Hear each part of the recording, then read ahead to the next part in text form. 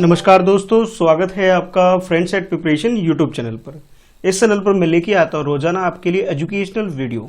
आज की इस वीडियो में हम लोग पढ़ने वाले हैं करंट अफेयर जनरल स्टडी की उन सारे क्वेश्चन के बारे में जो कि आपसे पूछे जा सकते हैं किसी भी कॉम्पिटिटिव एग्जामिनेशन में।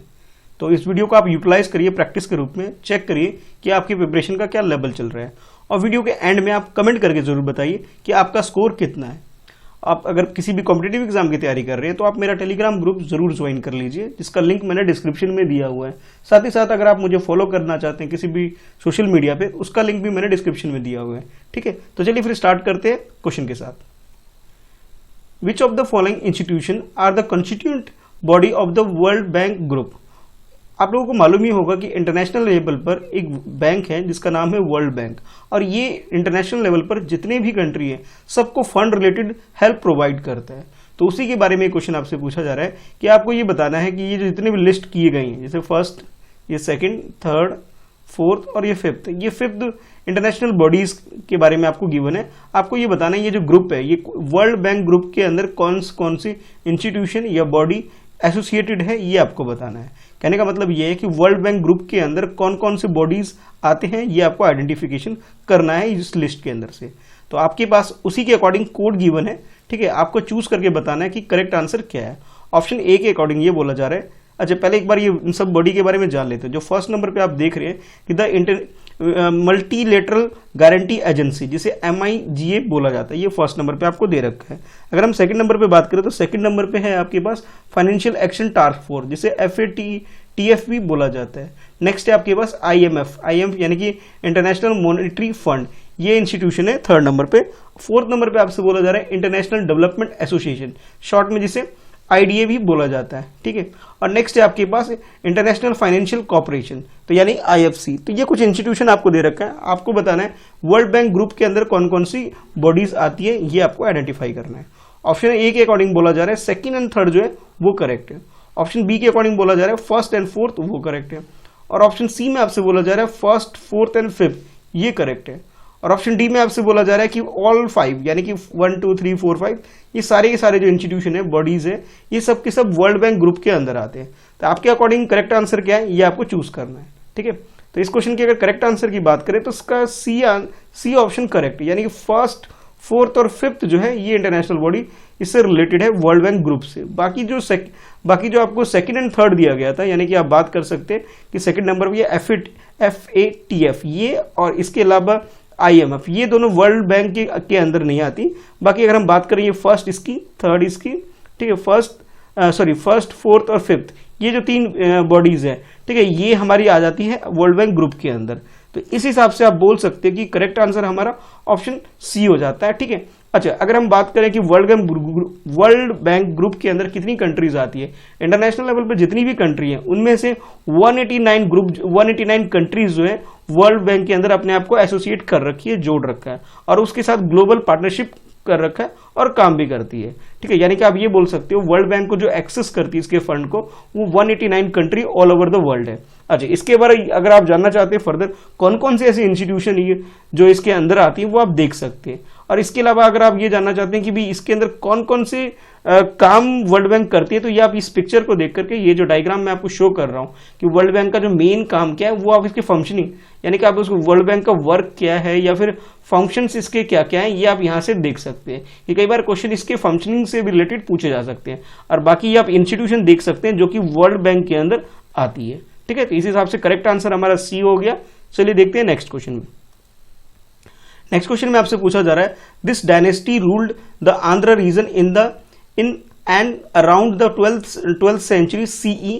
Ganpati Deva, Rudrama Devi were few important ruler belongings to the dynasty. एक डायनेस्टी की बात की जा रही है जिसके अंदर ये बोला जा रहा है कि गणपति देवा, रुद्रमा देवी ये इसके रूलर थे, ये आपसे बोला जा रहा है। और आपसे ये भी बोला जा रहा है कि ये 12th सेंचुरी के आसपास जो आंध्र प्रदेश वाला जो रीजन, यानी कि आप ये बोल सकते हो आंध्र रीजन, उसके आसपास इसने रूल किया था। और ये भी आपसे बोला जा रहा है the famous Ramappa temple were built during the region, यानी कि इसके आसपास के एरिया में ये जो टेम्पल है ये भी इसी रीजन में बिल्ड किया गया था।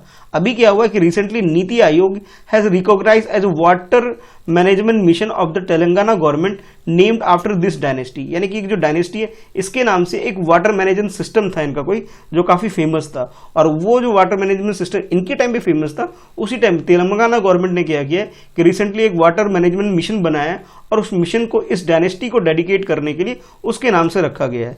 तो आपको आइडेंटिफाई करना है कि वो डायनेस्टी कौन सी है, ठीक है, किस डायनेस्टी के बारे में इसमें डिस्कस किया जा रहा है, ये आपको बताना है। कहने का मतलब ये हो गया कि ये जो क्वेश्चन है टोटली हिस्ट्री बेस्ड है, और हिस्ट्री में आपसे पूछा जा रहा है कि डायनेस्टी के बारे में बोला गया कि ये आंध्र प्रदेश के आसपास का रीजन है, 12th सेंचुरी के आसपास की बात की गई है आपसे।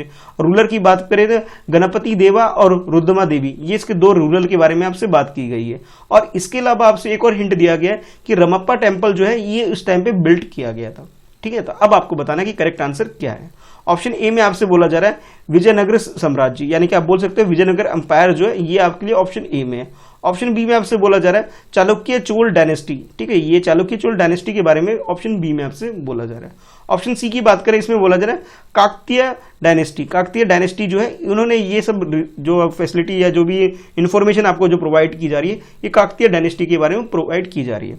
नेक्स्ट आपसे बोला जा रहा है ऑप्शन डी के अंदर Hoysala dynasty empire, Hoysala empire के बारे में ये सारी इंफॉर्मेशन है। तो अब आपको ये आइडेंटिफाई करना है कि ये जो इतनी भी इंफॉर्मेशन मैं आपको दे रहा हूं इस क्वेश्चन के अंदर ये किस डायनेस्टी या किस एम्पायर से रिलेटेड है, ये आपको बताना है। तो इसका जो करेक्ट आंसर है वो है सी। सी का मतलब ये काकतीय जो डायनेस्टी है ये उससे रिलेटेड है, यानी कि आप ये बोल सकते हो कि भी इसे आंध्रा डायनेस्टी के नाम से भी आप फरलिस्ट या भी फैली फूली और फली फूली या बढ़ी, ठीक है, 12th सेंचुरी के आसपास ये जो बात आपको बोली गई ये बात बिल्कुल सही है। यानी कि आप ये बोल सकते हो कि 12th सेंचुरी के आसपास का जो टाइम था, जो कि अब जो अब तेलंगाना के आसपास का जो एरिया, वरंगल तेलंगाना जो के आसपास का जो एरिया, उस एरिया में इसने रूल किया था। और इसके करेक्ट टाइम पीरियड जो है वो है कि 1083 एडी से लेकर के 1323 एडी तक भी इन्होंने शासन किया था इस डायनेस्टी ने। और इसी की डायनेस्टी के बीच में जो आपसे रूलर बताया गया था कि भी रुद्रमा देवी इसके फेमस रूलर में से एक है, और रमप्पा टेम्पल जो इसके बारे में डिस्कस किया गया ये भी इसी रीजन से बिलोंग करता है। अभी क्या हुआ कि तेलंगाना गवर्नमेंट ने क्या किया है कि मिशन काकतीय एक प्रोग्राम रखा है कि जो कि वाटर मैनेजमेंट सिस्टम है, और इस डायनेस्टी को डेडिकेट करने के लिए उन्होंने इसके नाम से रखा हुआ है। इस वजह से आपके लिए क्वेश्चन न्यूज में हो जाता है, ठीक है। तो करेक्ट आंसर जो हमारा हो जाएगा, करेक्ट आंसर हमारा सी हो गया। नेक्स्ट क्वेश्चन में आपसे पूछा जा रहा है जीआई टैग के बारे में। आप लोगों को मालूम ही होगा कि किसी पर्टिकुलर रीजन में कोई चीज फेमस होती है, उसको प्रोटेक्शन करने के लिए और उस पर्टिकुलर चीज से अगर कोई जॉब कर रहे हैं, कोई अपना उद्योग चला रहे हैं, यानी कि वो बिजनेस कर रहे हैं, तो उनको बेनिफिट पहुंचाने के लिए गवर्नमेंट क्या करती है कि जीआई टैग दिया जाता है, ताकि उस प्रोडक्ट को और उससे जुड़े जितने भी लोग हैं उनको एक तरह से कह सकते हो कॉपीराइट मिल जाए, फैसिलिटी मिल जाए उनको, इसलिए जीआई टैग दिया जाता है। उसी के रिगार्डिंग में आपसे क्वेश्चन पूछा जा रहा है कि which of the following GI tag products belongs to the Kerala, यानी कि आपको ये बताना कि केरला स्टेट के अंदर, जो कि हमारी कंट्री में बिल्कुल लास्ट में नीचे जो साउथ में जो ये स्टेट है केरला, इसके बारे में आपसे पूछा जा रहा है कि भी इसके बारे में आपको बताना कि कौन कौन सी जीआई टैग जो केरला स्टेट को मिला हुआ है।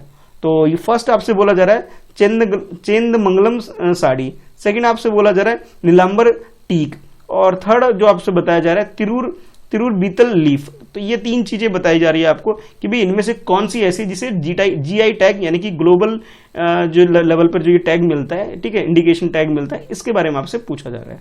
तो करेक्ट आंसर क्या है, ऑप्शन चूज कर लीजिए। ऑप्शन ए में आपसे बोला जा रहा है फर्स्ट और थर्ड जो है वो करेक्ट है। ऑप्शन बी में आपसे बोला जा रहा है सेकंड एंड थर्ड करेक्ट है। और ऑप्शन सी में आपसे बोला जा रहा है फर्स्ट और सेकंड करेक्ट है। और ऑप्शन डी में आपसे बोला जा रहा है कि भी फर्स्ट सेकंड थर्ड तीनों ही ऑप्शन करेक्ट है। तो करेक्ट आंसर आपके अकॉर्डिंग क्या है, चलिए क्वेश्चन को अटेम्प्ट कर लीजिए। इस क्वेश्चन की अगर करेक्ट आंसर की बात करें तो करेक्ट आंसर हमारा इसका डी है। डी का मतलब ये है कि तीनों ही जीआई टैग यानी कि ग्लोबल इंडिकेशन टैग अगर हम बात करें तीनों ही केरला से बिलोंग करती है। इसके अलावा कुछ और भी लिस्ट है, आप देख सकते हैं। ये सारी चीजें यानी कि आप ये जो सारी चीजें जितनी भी आप लिस्ट में देख रहे हैं ये सारी की सारी चीजें केरला की बिलोंग करती है, यानी केरला के अंदर ये सब जो प्रोडक्ट है इनको जीआई टैग मिला हुआ है। तो करेक्ट आंसर हमारा जो हो गया वो ऑप्शन डी हो गया। डी का मतलब ये है कि ये तीनों ही, चाहे हम बात करें चंदनमंगलम साड़ी की बात करें, नीलंबुर सेंगुल टीक की बात करें, या फिर तिरूर बीतल लीफ की बात करें, ये सारे के सारे जो जीआई टैग है ये केरला से बिलोंग करते हैं। चलिए आपके लिए क्वेश्चन ये भी रहेगा, आपको ये बताना है कि हमारी कंट्री में सबसे पहले किस स्टेट के अंदर किस प्रोडक्ट को जीआई टैग हमारी कंट्री में दिया गया था।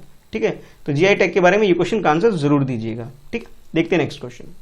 नेक्स्ट क्वेश्चन में आपसे ये तो हो गया। नेक्स्ट क्वेश्चन में आपसे पूछा जा रहा है with reference to the financial intelligence unit IND consider the following statement, यानी कि फाइनेंशियल इंटेलिजेंस यूनिट जो है इसके रिगार्डिंग में आपसे क्वेश्चन पूछा जा रहा है और ये आपके पास फर्स्ट स्टेटमेंट है, ये सेकंड स्टेटमेंट है। इन दोनों स्टेटमेंट को ध्यान में रखते हुए आपको चूज करना है कि भी करेक्ट स्टेटमेंट कौन सा है।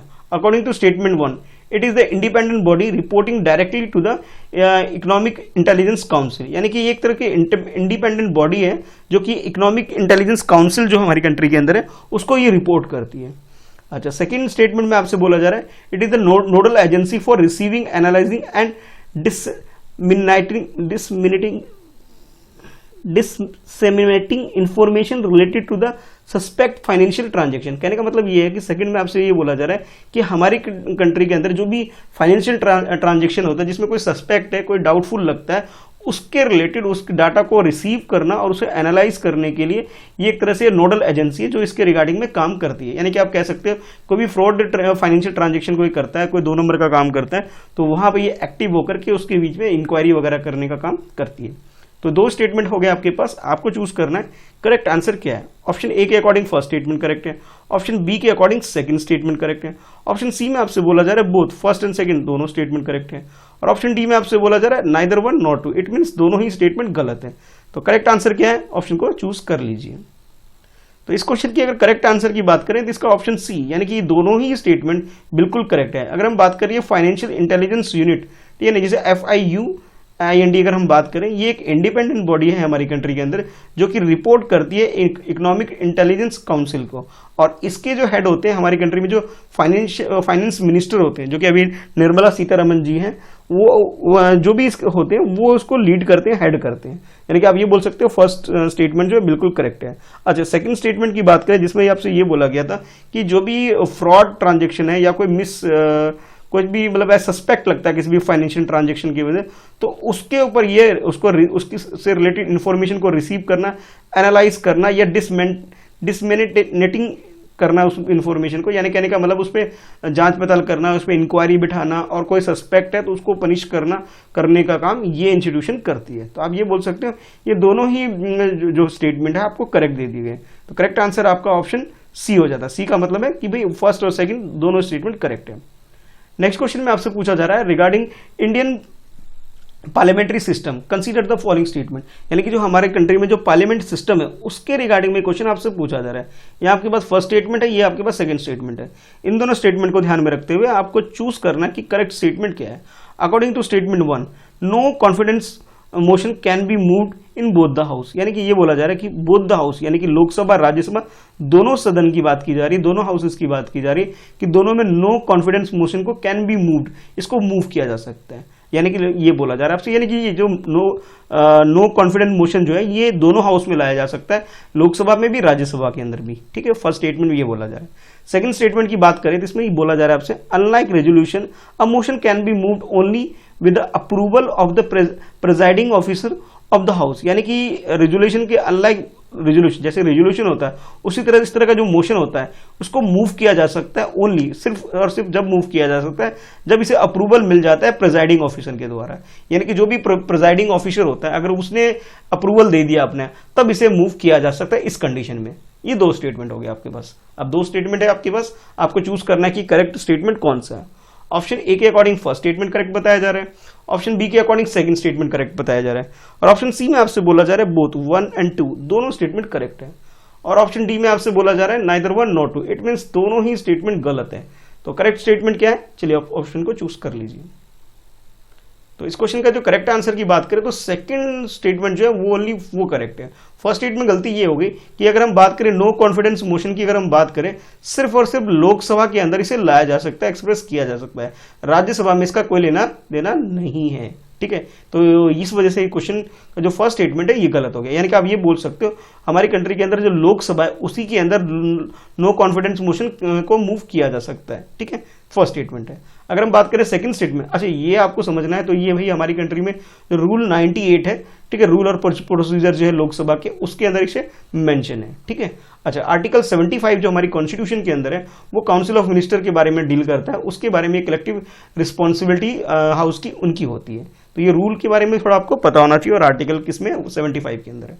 अच्छा, अब नेक्स्ट बात करें अभी सेकंड स्टेटमेंट की, तो इसमें ये बोला गया आपसे कि भी जब तक प्रिजाइडिंग ऑफिसर अप्रूव नहीं कर देता, ठीक है, तब तक इसे मोशन को मूव नहीं किया जा सकता है। ये बात बिल्कुल करेक्ट है, यानी कि जब तक प्रिजाइडिंग ऑफिसर इसे अप्रूव नहीं कर देता तब तक ये चीज मूव नहीं की जा सकती।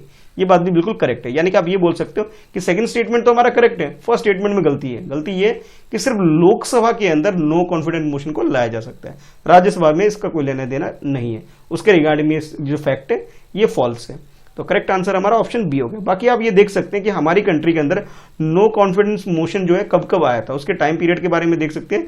1968 में आया था, उसके बाद ये जिसमें 26 सो फार अब तक आ चुके हैं, उसके बाद इंदिरा गांधी ने ये चीजें फेस की थी, ठीक है। और बाकी अब डिटेल 1 बाय 1 सबका देख सकते हैं कि कब कब ये चीजें हमारी कंट्री के अंदर फेस की है, हमारी कंट्री के पार्लियामेंट के अंदर ये सिचुएशन कब कब क्रिएट हुई है। तो आज के लिए इस वीडियो में इतना ही है। कमेंट करके अपना आंसर जरूर बताइएगा। अच्छा, आपके लिए जो क्वेश्चन पूछा था मैंने, उस क्वेश्चन का आंसर जरूर दीजिएगा। जीआई टैग के बारे में मैंने आपसे पूछा है कि जीआई टैग हमारी कंट्री में किस चीज को दिया गया और किस स्टेट को दिया गया सबसे पहले जीआई टैग, इसके बारे में आपको कमेंट करके बताना है।